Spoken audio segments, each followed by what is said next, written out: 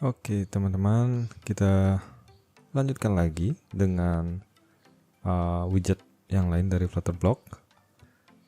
Cuman sebelum kita mulai, saya mau bicara dikit tentang ini. Saat kita membuat instance, nah mungkin kalau kita letakkan di dalam method build seperti ini, itu tidak masalah, itu tetap berjalan. Cuman sebaiknya itu yang di dalam build sebaiknya bukan instan seperti ini ya. Itu mungkin semacam variabel yang memang peruntukannya dalam widget ini. Nah, sebaiknya ini diletakkan di luar dari method build.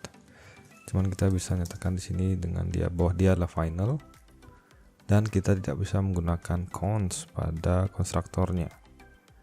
Ya, cuman ini akan berimpact ke yang memanggil dari homepage, karena sebelumnya kita gunakan konstanta di sini tidak boleh karena homepage-nya konstruktornya tidak konstanta. Nah, ini di sini kita baru bisa meletakkan cons. Oke, kurang lebih seperti itu untuk instance. Dan ini saya ingatkan kembali tentang konsep OOP. Kita membuat instance atau apa ya namanya, ya kita bisa dibilang jelmaan dari kelas counter block ini menjadi counter ya, sehingga apapun yang terjadi itu berada pada instance-nya, bukan pada kelasnya. Kelas hanya deklarasi saja ya. Semua itu kenapa kita menggunakan di sini counter, di sini counter ya, karena semua state-nya berada pada instance ini. Instance ini yang masuk ke dalam memori yang ada perubahan-perubahan state tersebut.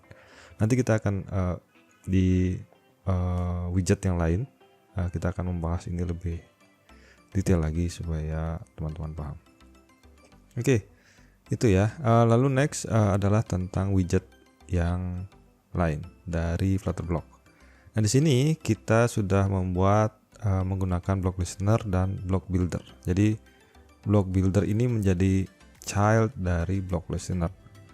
Nah, ini hanyalah salah satu contoh. Bisa jadi block listener dan block builder itu tidak berbarengan dan lebih sering peruntukannya seperti itu ya. Misalnya di sini dia ini berada pada dia adalah bagian dari children, bukan dan block builder ini juga bagian dari children dari kolom. Itu kan terpisah. Bisa jadi seperti itu. Tapi kalau yang bentuknya seperti ini, itu ada widget lain lagi yang bisa kita gunakan yang lebih efektif daripada menggunakan block listener lalu childnya menjadi block builder ya. Itu tidak efektif ya. Itu ada yang namanya, kalau kita perhatikan di sini ya, ada namanya block consumer ya. Apa itu block consumer? Nah, ini kita buat children yang berbeda saja ya. Jadi block consumer ini bisa menggabungkan block listener dan block builder dalam satu widget tanpa menggunakan child seperti ini. Jadi ini saya buat saja block consumer. Nah, di sini kalau kalian perhatikan ada builder dan ada listenernya sekaligus dalam satu widget. Nah, itu lebih efektif ya. Kalau bentuknya seperti ini, sebaiknya gunakan block consumer. Di sini kita ubah dulu. Builder kita ambil dari builder ini. Ya, kita ambil saja, kita copy.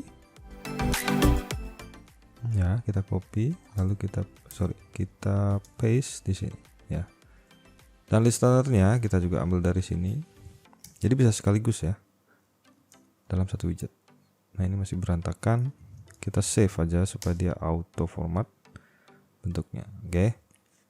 Nah, ini masih terjadi error ya. Jadi belum selesai kita mengerjakan. Jadi yang pertama itu ada builder. Kita rapikan saja ya. Dia tidak mau rapi sendiri. Oke, seperti ini. Lalu supaya enak terlihat. Ya, betul. Consumer. Sorry. Dia auto jadinya. Nah, itu tadi. Nah, di sini masih ada kendala karena state ini masih berbentuk objek. Padahal state kita kan sebenarnya integer. Jadi kita harus beritahu editor bahwa ini merupakan state dari. Oh ya, kita juga belum berikan bloknya ya. Karena di sini dia mintanya ada beberapa hal, builder, listener, ada blok. Nah, itu yang belum kita isi. Tapi kita beritahu dulu editor bahwa ini adalah counter block yang state-nya adalah integer, sehingga state di sini, nah dia akan editor akan tahu bahwa ini adalah integer. Satu lagi tadi yang terlupakan, yaitu adalah bloknya. Kita belum beritahu bloknya, blok yang mana, yaitu adalah blok counter, instance dari counter block. Oke, nah selain bisa menjadi satu seperti ini, tentu kita di sini menggunakan listen when dan build when. Ini kita bisa copy aja, ya. Di sini bisa jadi satu. Listen when, kita pakai listener. Oke, kita taruh di atas listener aja, seperti itu. Dan build when-nya di atas buildernya. Oke, beres. Oke, seperti itu ya. Nah, lalu ini kita tidak perlukan lagi. Block listener ini kita bisa hapus saja atau kita matikan saja.